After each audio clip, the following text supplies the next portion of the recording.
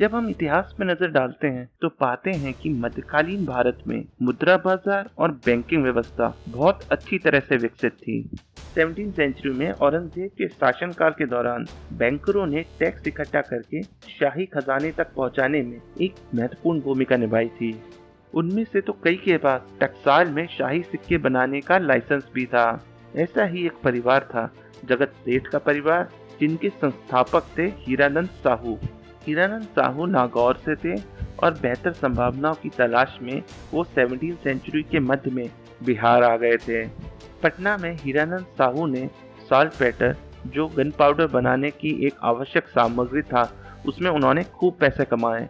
भारत का साल्टपेटर एक बेहतरीन क्वालिटी का था, जिसकी वजह से उसकी काफी डिमांड थी। हीरानंद ने ईस्ट इंडिया कंपनी को भी लोन दिया, जिसने पटना में एक फैक्ट्री स्थापित की। 17वीं सेंचुरी के अंत तक वह पटना के प्रभावशाली व्यक्तियों में से थे। उनके बाद उनका कारोबार उनके चौथे बेटे मानिकचंद ने संभाला और उसने भारत की बैंकिंग प्रणाली को एक असाधारण ऊंचाई पर पहुंचाया। मानिकचंद ने अपने पिता का बिजनेस काफी दिशाओं में विस्तार किया। इनमें से एक दिशा थी साहूकारी या मनी लैंडिंग का पेशा।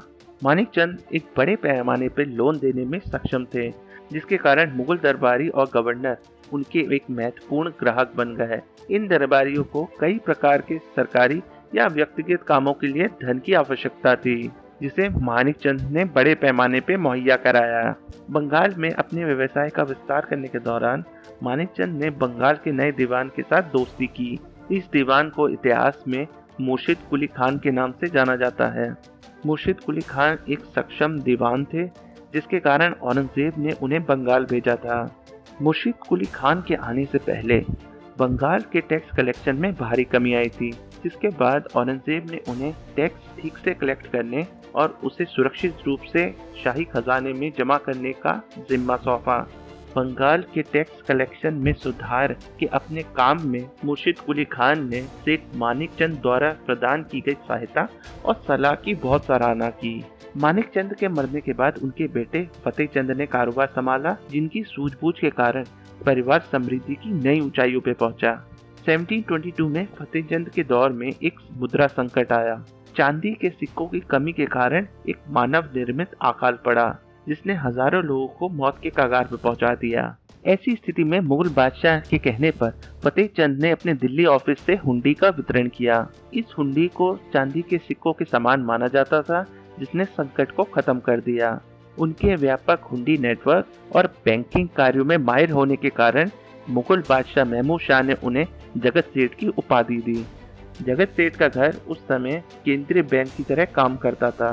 वह शाही सिक्के बनाते थे, वह टैक्स इकट्ठा करके शाही खजाने में जमा करते थे, वह विदेशी व्यापारियों के साथ व्यापार करके एक्सचेंज रेट का नियंत्रण भी करते थे और बादशाह और जमींदारों को उधार भी देते थे। माना जाता है कि जगत सेठ बंगाल के नवाब जितने ही शक्तिशाली और प्रभावशाली थे। बंगाल के नवाब हर महत्वपूर्ण निर्णय और खर्चा उनकी सलाह के बाद ही किया करते थे। यहाँ तक कि ब्रिटिश की ईस्ट इंडिया कंपनी भी जगत सेठ की क्रेडिट सुविधाओं का इस्तेमाल किया करती थी। ईस्ट इंडिया कंपनी ने भारत में अपना साम्राज्य स्थापित करने के लिए जगत सेठ से मित्रता की।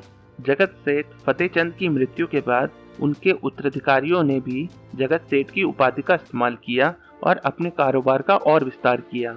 1765 में बंगाल के नवाब अलीवर्दी खान की मृत्यु हो गई, जिसके बाद उनका पोता सिराजुद्दौला तख्त पे बैठा।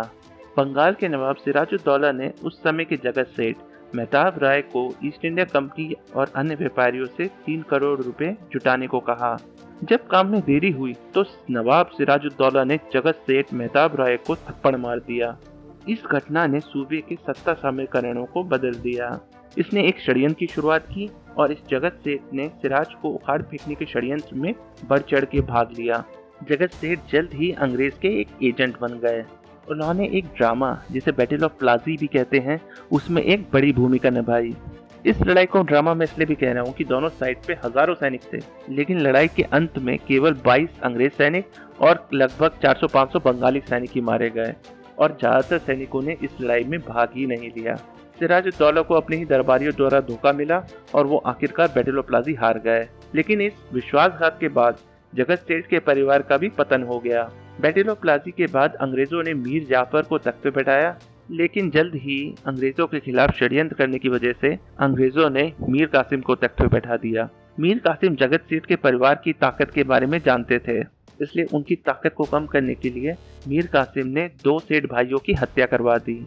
लेकिन अभी भी जगत सेठ परिवार काफी ताकतवर था और उन्होंने अंग्रेजों का समर्थन किया। जब अंग्रेजों पे बात आई तो जगत सेठ परिवार ने उन्हें गलत समझा। उन्होंने सोचा कि वे मुगल या मराठा की तरह होंगे, जो बंगाल में थोड़ी देर हस्तक्षेप करेंगे और फिर गायब हो जाएंगे। जल्द ही अंग्रेजों ने नवाब मीर कासिम और मुगल बादशाह के साथ लड़ाई लड़ी और बैटल ऑफ बक्सर में उन्हें हरा दिया। इसके बाद उन्होंने बंगाल, बिहार और उड़ीसा पे कब्जा कर लिया। इसके बाद जगत सेठ परिवार का पतन शुरू हो गया और कुछ ही वर्षों में उनका कारोबार भी सिमट गया। आज मुर्शिदाबाद में जगत सेठ के पुश्तैनी घर को संग्रहालय में बदल दिया गया है, जिसमें जगत सेठ और उनके परिवार की व्यक्तिगत चीजें शामिल हैं। अगर आपको हमारे वीडियो पसंद आए हो तो प्लीज लाइक बटन दबाएं और हमारे चैनल को सब्सक्राइब करें। धन्यवाद।